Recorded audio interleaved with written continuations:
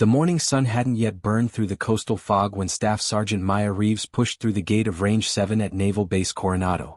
She preferred the early hours, before the heat, before the crowds, when it was just her, the targets, and the methodical rhythm of controlled breathing and trigger squeeze. She signed the range log with practiced efficiency. 0547 hours, M4 rifle qualification, lane 12.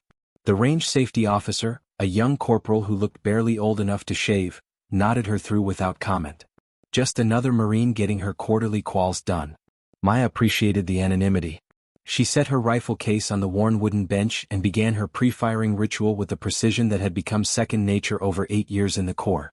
Check the weapon, inspect the ammunition, set up the targets at 50, 100 and 200 yards.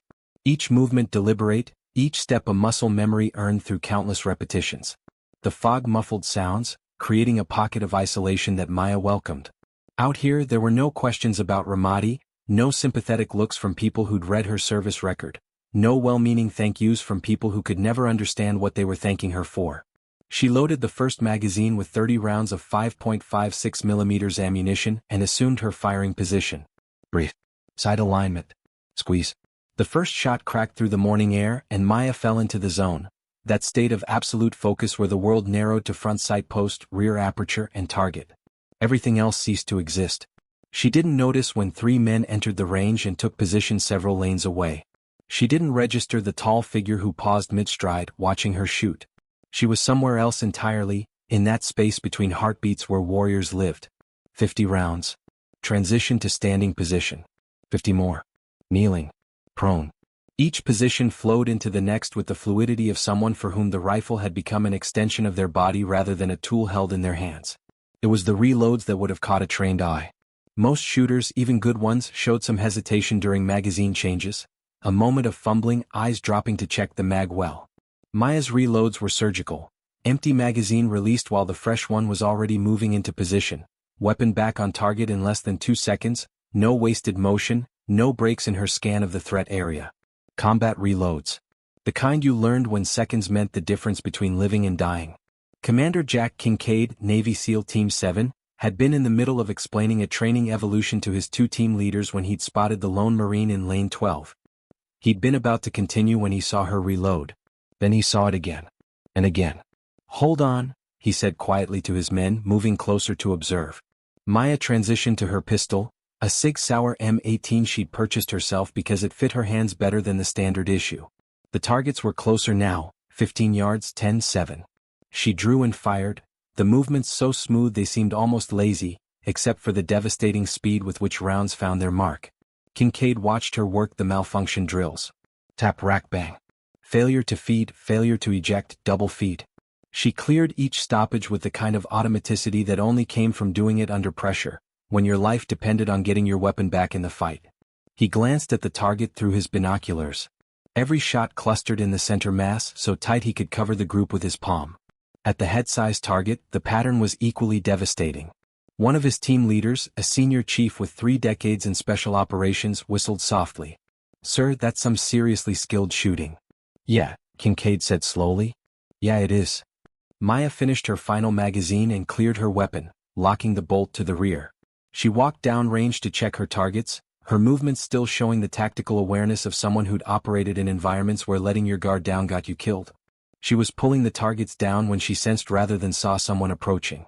A tall man in navy fatigues, the gold oak leaves of a commander on his collar, and something else, the trident. The SEAL insignia. "Morning, Staff Sergeant," Kincaid said, stopping a respectful distance away. Maya came to attention. "Good morning, sir." "At ease." "I don't mean to interrupt." He paused, choosing his words carefully. "I couldn't help but notice your shooting. That's some exceptional marksmanship." "Thank you, sir." "Just maintaining proficiency." "That's more than proficiency." Kincaid gestured toward the targets she held. "Those are combat reloads. Malfunction drills run like you've done them under fire. And that target work." He trailed off. "You mind if I ask where you learned to shoot like that?" Maya hesitated. She could deflect, give a non-answer. But something in the commander's eyes, the recognition of one combat veteran looking at another, made her respond honestly. "Ramadi, sir. 2019. I was part of a female engagement team attached to a Marine infantry battalion. We ran hundreds of patrols, worked checkpoints, searched houses. She kept her voice level, professional. Turns out being a woman in that environment meant the enemy thought we were soft targets. They learned different. Kincaid nodded slowly. He'd heard about the FETs, small teams of women Marines who worked in communities where male troops couldn't interact with local women. Dangerous, underappreciated work that required not just tactical skill but incredible cultural sensitivity and courage. Your team see action? More than we expected, sir. We were ambushed during a routine patrol in November. IED disabled our lead vehicle. Small arms fire from 3 directions. Maya's voice remained steady, but Kincaid saw her jaw tighten almost imperceptibly. I was the only one from my vehicle who walked away without a Purple Heart. Had to fight our way 200 meters to an extraction point while carrying a wounded teammate. How many? Maya understood what he was asking. 6 confirmed, sir. Maybe more. It was chaotic. Kincaid had been in enough firefights to understand what she wasn't saying. The chaos, the confusion, the way training took over when conscious thought became impossible. The weight of taking human lives even when entirely justified. The survivor's guilt that came from walking away when others didn't. Your team make it out? All of them alive, sir. 2 spent months at Walter Reed, but they recovered. We were lucky. That wasn't luck, Staff Sergeant. That was skill, courage, and determination. Kincaid glanced back at her targets. You kept your head, maintained fire discipline, and brought your people home. That's the definition of a warrior. Maya didn't respond. Praise for that day always felt wrong somehow, like accepting congratulations for surviving when others had been hurt.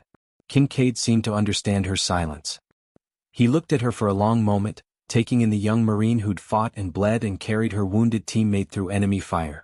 Who came to the range at dawn to maintain skills she'd earned in the hardest school there was. Then, slowly and deliberately, Commander Jack Kincaid came to attention and rendered a crisp salute. Maya's eyes widened in shock. Officers didn't salute enlisted personnel. It violated every norm of military protocol. But this wasn't about protocol. This was something else entirely. After a moment's hesitation, Maya returned the salute. Her hand trembled slightly as it touched her brow, not from fear or weakness, but from the sudden surge of emotion she fought to contain. When they dropped their salutes, Kincaid extended his hand. It's been an honor, Staff Sergeant Reeves. Maya shook his hand, finding her voice. Thank you, sir. No. Kincaid's grip was firm, his eyes holding hers. Thank you. For what you did over there. For the Marines you brought home. For showing up here every morning to stay sharp, even though nobody's watching and nobody's keeping score. He released her hand.